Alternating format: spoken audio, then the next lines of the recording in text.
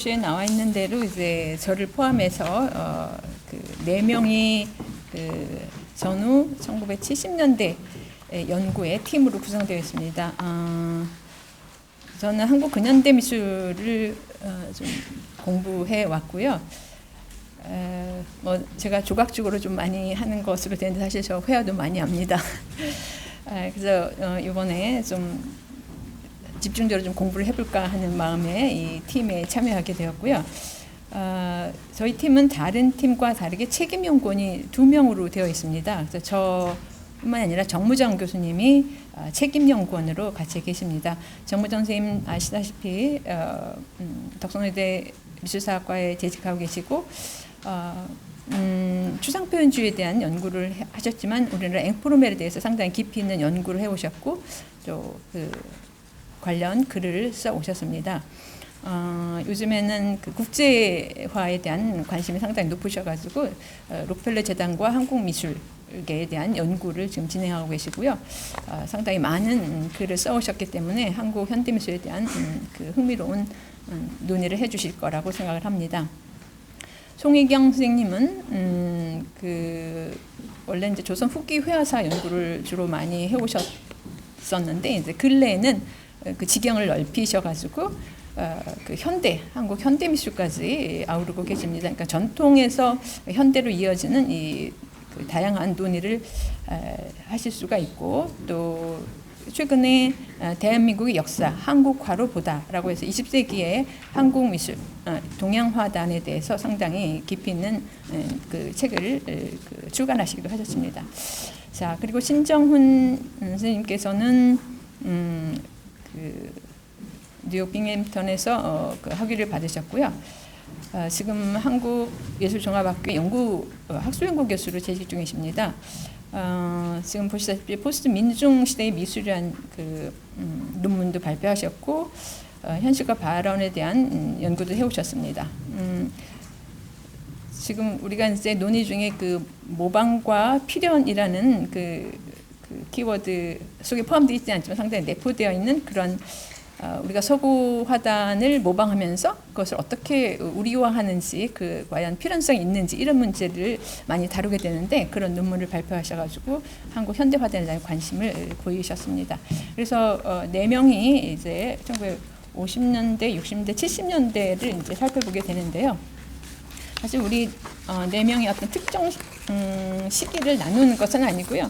그 브루시에 나온 것처럼 6개의 키워드를 가지고 논의를 하려고 합니다. 전통과 현대, 국전과 전위, 추상과 현실, 제도, 냉전, 국제화 이런 문제를 가지고 얘기를 하는데 물론 이제 각각의 저 같은 경우 50년대에 관심 있고 뭐 신정훈 선생님 60년대, 정무정 선생님 70년대에 더 많은 관심이 있고 또 송기경 선생님 동양화단에 대한 얘기를 좀 더 많이 하시겠지만 이렇게 종적으로 나누기보다는 이제 전체적으로 같이 어우르면서 현대라든지 전위라든지 뭐 추상 이런 문제를 같이 나누면서 이제 이슈를 좀 더 구체화시켜 나가려고 합니다. 저희가 하려고 하는 것은 그 정도인데 여러분들이 조금 궁금해하실 것 같아서 제가 약간의 부연 설명을 하려고 하는 바는 어떻게 이 전후부터 2010년이랄까 1990년대 이후 이 거의 60년 가까운 시간을 세 시기로 나누었을까라고 궁금해하실 수 있을 것 같아요. 그래서 제가 그것을 조금 부연 설명을 해드리고자 합니다. 사실 이 세 시기는 앞에 1팀이 해당되는 세 시기는 30년 가까운 시기고 2팀에 해당하는 거의 10년. 그 세 번째 팀은 이제 한 20년 정도의 시간을 아우르게 되는데 이렇게 굉장히 불규칙한 시간대로 나누어졌다라고 생각하실 수 있을 텐데 이렇게 나누게 된 것은 뭐 시간이라기보다는 어떤 패러다임의 변화라고 얘기를 할 수가 있을 것입니다. 세 시기로 나누게 된 50년대, 70년대까지로 나누고 80년대까지 나누고 90년대 이후로 나오는 것은 결국 우리 현대 화단을 이렇게 살펴보면 그 패러다임이 크게 바뀌었다고 생각을 해요. 그래서 이제 그 시기로 나누었고요. 이제 조금 구체적으로 얘기를 하자면 이제 그 첫 번째 70년대까지는 우리 화단에서의 그 미술가들의 관심은 뭐 추상, 전위, 모더니즘 이런 거에 대한 관심이 많았고 그 각각의 작가들이 개인의 작품, 내 작품이 얼마나 전위성이 있는지 하는 이런 문제, 좀 더 현대화하려는 이런 문제에 관심이 많았다면 이제 80년대가 되면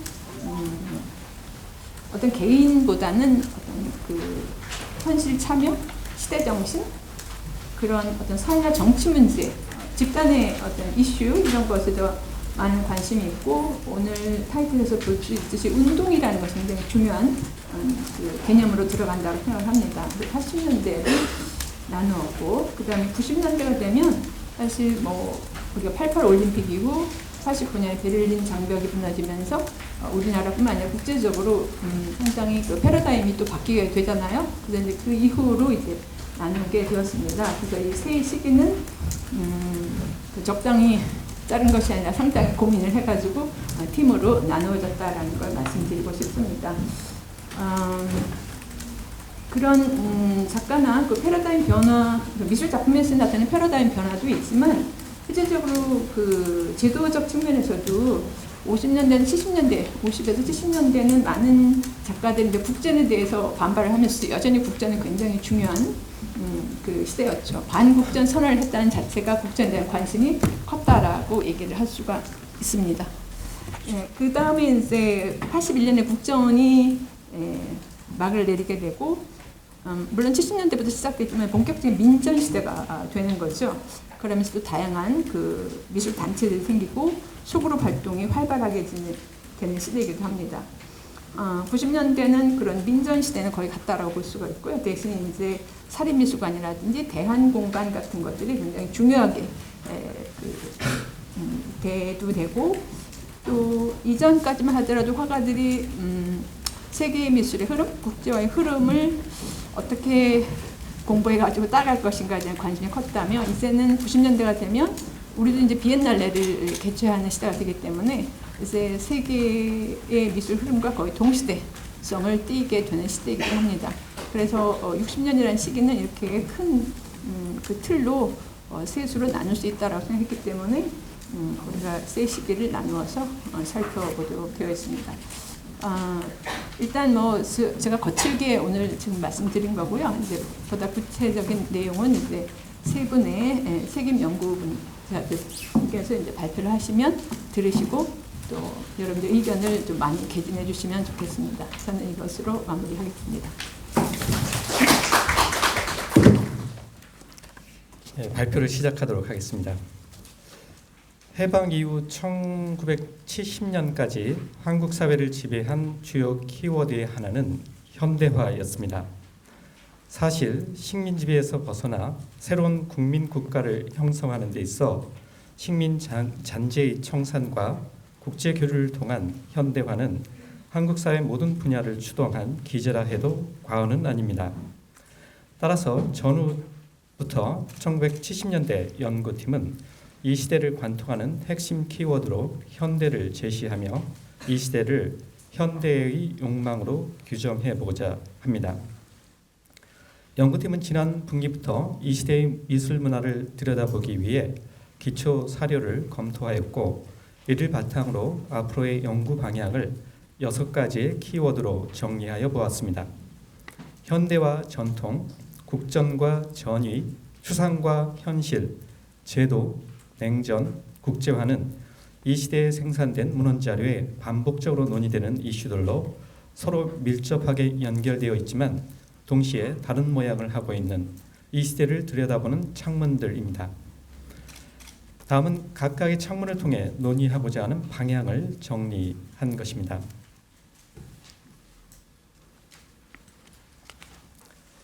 첫 번째, 현대와 전통. 한국 현대미술의 기점은 존재하는가? 흔히 1957년을 현대미술의 기점으로 보고 있는데 그 근거는 무엇이고 그것은 타당한 것인가? 한국 미술사는 근현대 미술사로 분리해서 다뤄지고 있는데 근대미술의 기점에 대해서는 비교적 심도 있는 논의가 전개되었지만 현대미술의 기점에 대한 논의는 몇몇 평론가들의 글에서 1957년으로 언급된 이래 그 이후에 연구자들이 1957년을 자연스럽게 따르고 있는 실정입니다. 1957년 현대미술 기점 언급에서 모던아트협회, 창작미술가협회, 신조형파, 백양회 등의 단체 결성, 특히 한국현대미술가협회의 결성, 이들의 국전 보이콧과 집단적 앵크로멜 미술운동을 현대미술의 기점으로 삼고 있는 경향이 있습니다. 과연 이 단체들이 결성되었다는 것만으로 가치 부여를 하고 미술사적 의미를 둘 수 있을 것인가? 그렇다면 1957년 이전에 활발히 활동했던 중견 작가들을 한국 현대미술사에서 어떻게 위치 지을 수 있을 것인가? 이러한 의문들은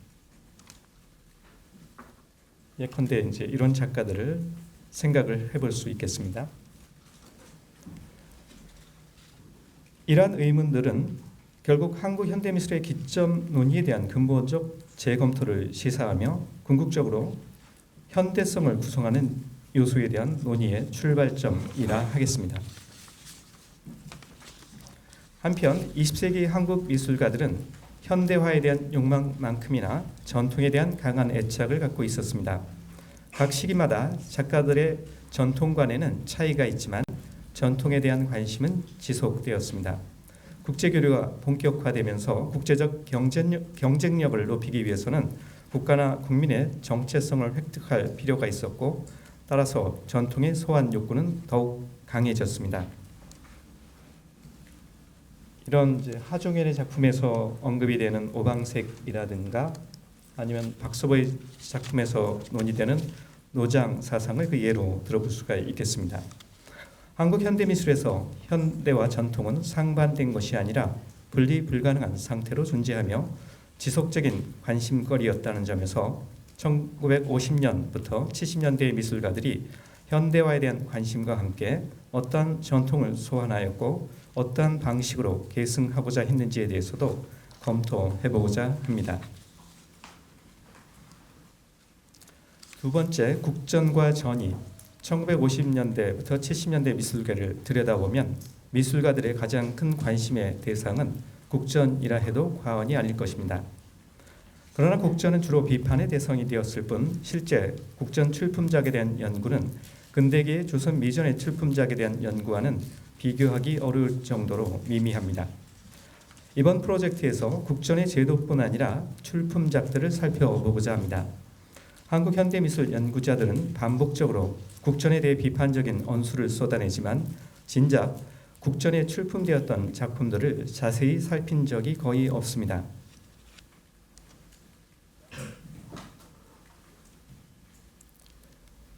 국전이 차지하는 비중이 왜 그토록 컸는가? 젊은 세대는 국전을 왜 안티테제로 삼았는가? 출품한 작품들은 어떠한 작품들이었는가? 국전 30년간의 미술은 어떠한 변화가 있었는가? 미술가들의 국전과 제야전 출품작, 1970년대 민전 출품작에는 어떤 차이가 있는가? 국전에는 전이 미술과는 거리가 먼 그야말로 낡은 사고와 표현만이 존재했는가? 열린 자세를 갖고 당대에 생산된 자료들을 바탕으로 국전의 제도적 측면과 미술작품 자체에 대한 검토를 하고자 합니다. 국전과 더불어 전이는 1950년에서 70년대 한국 미술에서 주요한 화두였습니다. 한국 미술과 서구 미술의 관계가 위계적이기 때문에 전이는 기성 모델의 모방이나 그 아류의 혐의에 직면해야 했습니다. 이 사태로 인해 한국에서 전이를 표방하는 혹은 그것으로 불리는 실천들은 그 혐의에 대한 방어나 변호를 통해 자신 미술의 정당성을 확보해야 하는 임무를 부여받았습니다.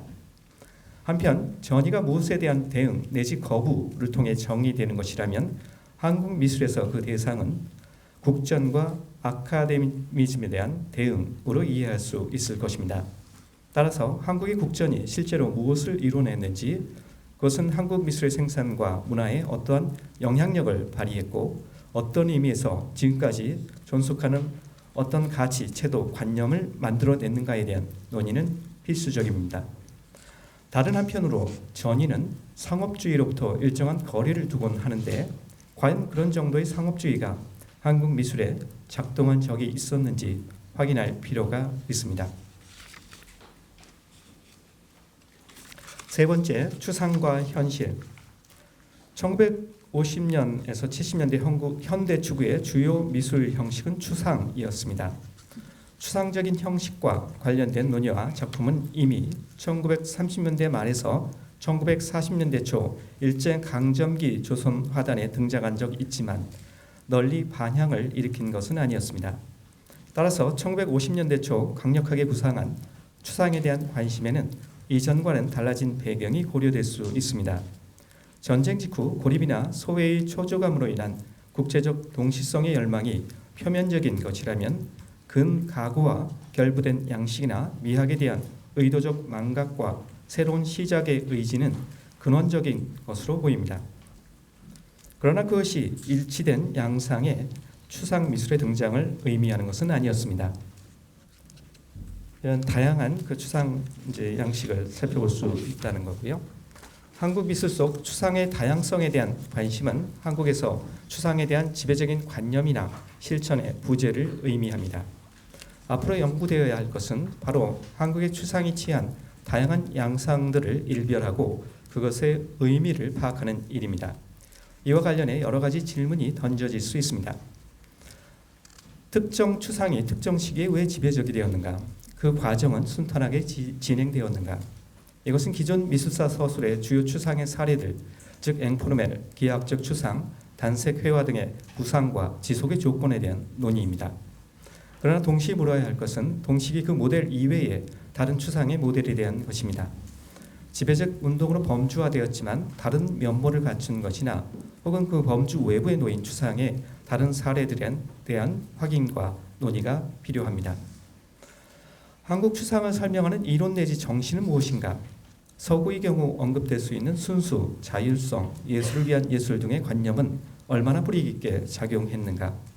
신사실파, 앵포르멜, 기하학적 추상, 단색 회화 등 모든 화면 외부의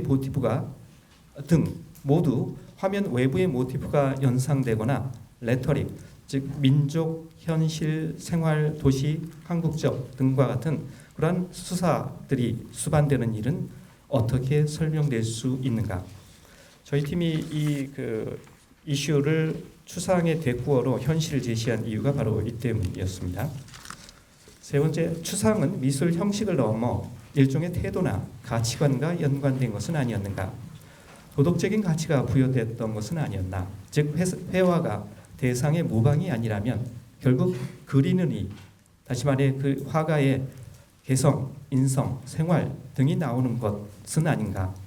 여기서 모더니즘은 한국의 전통적인 미학적 태도와 결부되는 듯 보입니다. 네 번째, 제도. 미술 제도는 미술가들의 창작을 둘러싼 일종의 주변 틀이지만 미술 생산에 직간접적으로 영향을 미치기 때문에 미술 자체의 내용을 분석하는 작업만큼 중요한 과제입니다. 미술 제도의 영역은 매우 광범위한데 크게 미술가들이 결집한 집단, 미술가들이 작품을 발표할 수 있는 공모전과 공간, 그들의 작품을 대중에게 전파하는 인쇄 매체 등으로 분류 가능합니다. 제도의 하위 키워드로 미술 단체와 민전, 미술 잡지, 화랑 등을 선별하여 논의를 진행하고자 합니다. 미술 단체와 민전, 제1공화국이 출범한 이래 미술인들이 대규모로 결집한 단체가 등장하기 시작했습니다. 미술가들이 자발적으로 결성한 미술 단체는 그들의 사회적 신분과 예술적 의식이 성장했음을 알려주는 단서입니다. 미술 단체나 민전은 국가가 개입한 관료 제도와 밀접한 연관성을 지니며 진화해 왔기 때문에 이를 분석하면 당대 미술계에서 발생하는 현상을 입체적으로 관찰할 수 있습니다. 두 번째, 화랑이란 제도는 미술 창작과 직결된 전시와 더불어 미술의 실질적인 소비와 유통을 담당하는 또 다른 틀입니다. 1970년대 본격적으로 한국에 등장한 화랑은 미술 작품을 일반인에게 공개하고 이를 판매하는 문화의 장이자 상업적인 공간으로 정착했습니다. 특히 1970년대 국립현대미술관 이외에 국공립미술관이 정립되지 못한 상황에서 국가기관을 대신한 작가들의 발표의 장으로서 기능했습니다. 따라서 화랑연구는 미술의 유통과 수용, 대중화라는 측면에서 많은 고찰이 이루어져야 하는 분야입니다. 나아가 당시 화랑이 추진한 기획전의 성격 및 선정작의 기준을 살펴보는 작업도 필요합니다. 세 번째, 잡지. 미술 관련 출판물의 잡지는 미술 작품을 기록하고 대중에게 전파하는 제도입니다. 미술의 직접적인 생산을 촉구하지는 않지만 독자에게 미술계의 현황과 지식을 알려주는 간접적인 매개체입니다. 여기 이제 화면을 보면 폐간 미술 잡지 목록을 제시하고 있고요. 당시 잡지의 일부 모습입니다.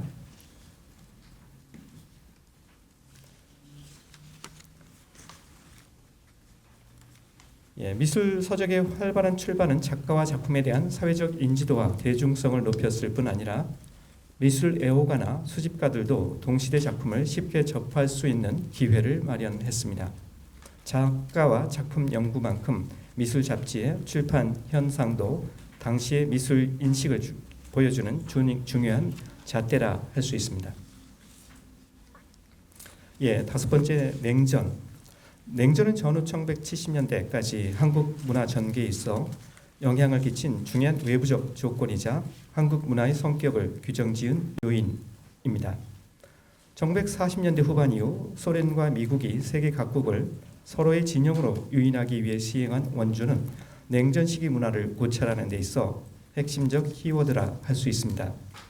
1950년대 이후 아시아 냉전의 주무대였던 한국에서도 냉전 문화 구축의 중추적 동력은 미국의 원조였습니다. 원조의 성격과 종류는 다양하고 원조의 주체도 정부와 민간으로 구분할 수 있지만 거시적으로 보아 그 목적은 미국의 힘과 문명을 직접 느끼게 하여 자유진영에서 미국의 주도권을 자연스럽게 수용하도록 하는 데 있었으며, 이러한 미국의 이해를 효과적으로 관철하기 위해 정부와 민간 차원의 원조는 상호 보완적 관계를 유지하였습니다. 냉전기 미국 정부는 서유럽과 아시아에서 은밀하게 전개된 문화 선전 프로그램을 위해 막대한 자원을 투여하였습니다. 이러한 프로그램은 미 국무부와 미국의 첩보기관인 CIA가 주도하였습니다. 특히 CIA가 구축한 국제적 인적 네트워크는 냉전의 숨은 무기로서 세계 문화계에 광범위한 영향력을 행사했습니다. 좋아했든 싫어했든 알고 있었든 그렇지 않았든 많은 작가, 시인, 미술가, 역사가, 과학자 또는 비평가들이 어떤 식으로든 CIA의 은밀한 기획에 연루되었습니다. CIA가 관장한 문화선전 프로그램의 핵심은 1950년부터 67년까지 CIA 요원인 마이클 조셀슨이 운영한 문화자유회의였습니다. 한국에서는 1961년 4월 11일 창립된 문화자유회의 한국본부인 춘추회를 통해 그 활동이 전개되었습니다.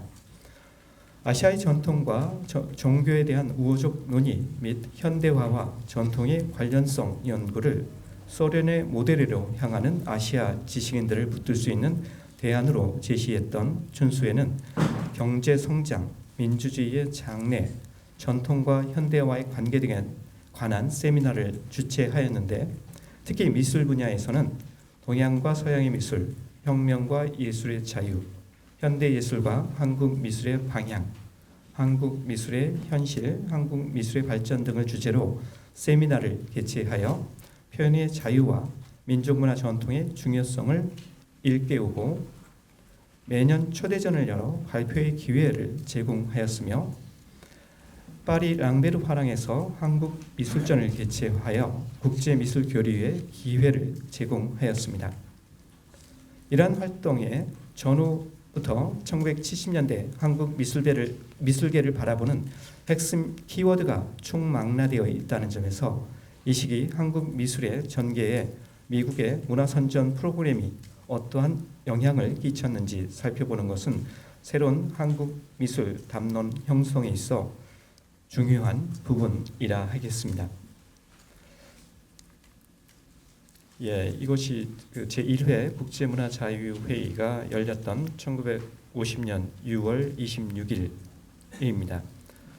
바로 이제 여기서 한국 전쟁 발발 소식을 서구 지식인들이 듣게 됩니다. 민간 차원의 원조는 아세아 재단, 한미 재단, 락펠러 재단 등 민간 재단을 중심으로 이루어졌습니다. 이들 민간 재단의 지원은 공공 외교의 일환으로 추진된 풀브라이트 프로그램과 더불어 한국 내 친미 네트워크의 형성에 기여하였으며 수혜자들이 권력 엘리트로서 정치, 경제, 문화 영역의 지도자가 되어 한국 사회에서 미국의 가치와 이념을 전파하는 데 중요한 역할을 담당하였습니다. 미술 분야의 민간 원조는 아세아 재단과 락펠러 재단의 역할이 두드러졌습니다. 이들 재단의 지원 규모와 양상, 그 효과에 대해서는 관련 재단의 아카이브 자료를 토대로 한 연구가 필요한 상황입니다. 이 락펠러 재단과 관련해서는 현재 제가 지금 연구를 진행하고 있는 상황입니다. 마지막으로 국제화. 해방 이후 한국 미술계의 교류 대상국은 일본에서 벗어나 미국과 프랑스 같은 서구로 확장되었습니다. 한국 전쟁 이후, 특히 환도 이후 한국의 중견 작가들은 도굴전을 열고 프랑스로 가는 경우가 빈번했습니다. 적잖은 작가들이 유럽을 건너가 2-3년 정도 머물면서 새로운 미술을 접하고 귀국하였습니다.